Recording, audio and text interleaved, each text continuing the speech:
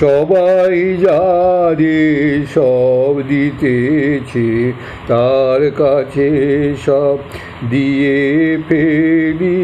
সবাই যারে সব দিতেছে তার কাছে সব দিয়ে ফেলি। কবার আগে চাবার আগে আপনি আশায় দেব মেলি। সবাই যারে সব দিতেছে তার কাছে সব দিয়ে ফেলি। নেবার বেলা হলে মৃণী ভিড় করেছি ভয় করিনি। এখনো ভয় করব না রে, দেবার বেলা এবার কেলি। সবাই যারে সব দিতেছে তার কাছে সব দিয়ে ফেলি। প্রভাত তারে সোনা নিয়ে বেরিয়ে পড়ে নেচে কুঁদে। সন্ধ্যা তারে প্রণাম করে, সব সোনা তার দেয় রে সুধে। প্রভাত তারে সোনা নিয়ে বেরিয়ে পড়ে নেচে কুঁদে।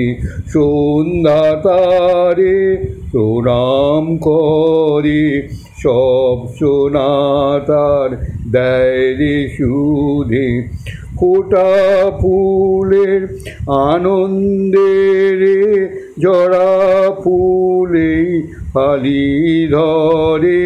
ফোটা ফুলের আনন্দের জড়া ফুলেই ফলে ধরে।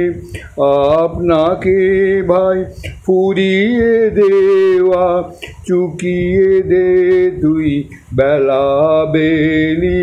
সবাই যারে সব দিতেছে তার কাছে সব দিয়ে ফেলি। সবাই যারে সব দিতেছে। স্বামী সদাশিবানন্দের অনুধ্যানই চলছে। স্বামীজি এমনি এমনই উত্তেজিত রূপান্তরিত যে আমরা সকলেই, স্বামী শিবানন্দ, চারুবাবু এবং আমি উপস্থিত সকলেই একেবারে স্তম্ভিত। এমনকি চাকর বাকর, মালি, ওখানে সব যারা ছিলেন তারা সকলেই বিমোহিত। ওই নেপোলিয়নের ব্যাখ্যা করছিলেন আর কি, নেপোলিয়নের যুদ্ধ যেন নিজেই নেপোলিয়ন হয়ে গেছেন সেইভাবে প্রকাশ করছিলেন। সেই দিকে সবাই মুগ্ধ। যেখানে যে অবস্থায় ছিলেন সেই অবস্থাতে দাঁড়িয়ে বা বসে রইলেন, এতটুকু নড়বার শক্তি কারো ছিল না। স্বামীজির শরীর থেকে একটা তেজ এবং জ্যোতি বেরিয়ে এসে ঘরের সমস্ত পরিমণ্ডলকে যেন এমন তপ্ত করে তুলেছিল যে আমরাও যেন আমাদের মধ্যে ছিলাম না। আমরাও বুঝি তখন অস্টারিচ বা জেনা যুদ্ধক্ষেত্রে স্পষ্ট দেখছিলাম যেন বাজ পাখির মতো ক্ষিপ্ত দৃষ্টি হেনে নেপোলিয়ন তার সৈন্যদলকে আদেশ দিচ্ছিলেন। নেপোলিয়ন ভূমিকায় স্বামীজিকে দেখে আমাদের মধ্যেও বীরত্ব ও সাহস যেন মাথা চেড়ে দিয়ে উঠল। আমরাও যেন একজন মার্শাল ও সুদক্ষ ভিক্টর মারমন্ড ম্যাকডোনাল্ড হয়ে উঠলাম। নেপোলিয়ন এর শৌর্য, বীর্য ও আত্মবিশ্বাস আমাদের অন্তরে এমনভাবে জেগে উঠেছে যে আমাদের মনে হল যে সব বাধাবিঘ্ন অতিক্রম করে আমরাও গোটা পৃথিবীটাকে জয় করে নিতে পারি। স্বামী শিবানন্দ আমাদের বললেন, এই হলো স্বামীজির জ্বালাময়ী বক্তৃতার প্রভাব। এই রকম অনুপ্রাণিত হয়েই তিনি ইউরোপ ও আমেরিকায় বক্তৃতা দিতেন। নেপোলিয়ন প্রসঙ্গের পর স্বামীজি ললিত বিশ্বর থেকে বোধিলাভের আগে বুদ্ধদেবের বিখ্যাত সেই সংকল্প বাণীটি আবৃত্তি করতে লাগলেন এবং নিজের ভিতর যেন সেই ভাবটিকে জাগিয়ে তুললেন এই বলে, ইহাসনে সুশ্রতু মে শরীরং তগষ্টি মাংসং প্রলয়ঞ্চ জাতু অপ্রাপ্য বোধি বহুকল্প দুর্লভাং নৈবাসনাৎ কায়মতশ্চরিতস্বতে।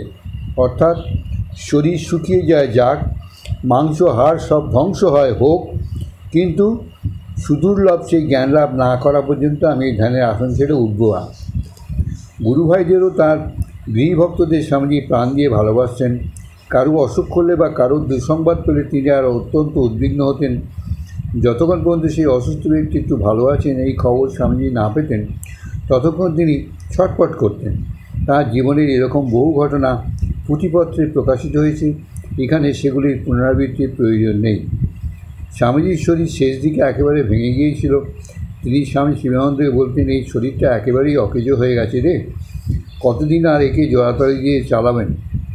আর দেহ যদি চলেই যায় তবুও নিবেদিতা, শশী মানে রামকৃষ্ণানন্দ আর ওরা সকলে আমার কথা মতো ঠিকই চলবে। জীবন দিয়ে ওরা আমার আদেশ পালন করবে, ওরাই আমার একমাত্র আশা ভরসা। এইসব কথাবার্তার মধ্যে দিয়ে তিনি আমাদের মধ্যে আশার সঞ্চার করতেন, ঢেলে দিতেন তার আশীর্বাদ। এই সময় তার ভালোবাসা ও আকর্ষণীয় শক্তি এতই বেড়ে গিয়েছিল যে তার শরীরের আর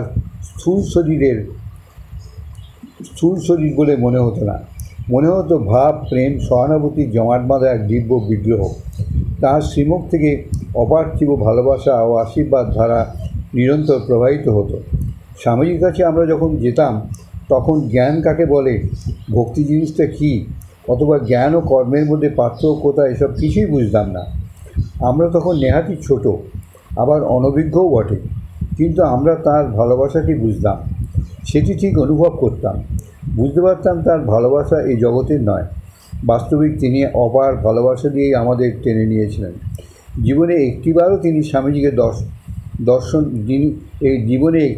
যিনি স্বামীজিকে দর্শন করেছেন তিনি স্বীকার করবেন এমন একজনকে তিনি দেখেছেন যিনি সত্যি ভালোবাসতে জানতেন এবং জগৎকে যিনি প্রেমের দিব্যমন্ত্রে উজ্জীবিত করার জন্য আবির্ভূত হয়েছিলেন।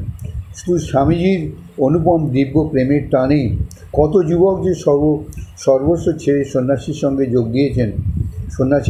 যোগ দিয়েছেন তারই হত্যা নেই। সেই প্রেমের শক্তি আজও জীবসেবায় আত্মবলি দেওয়ার জন্য তাদের সেবায় প্রলুব্ধ করছে।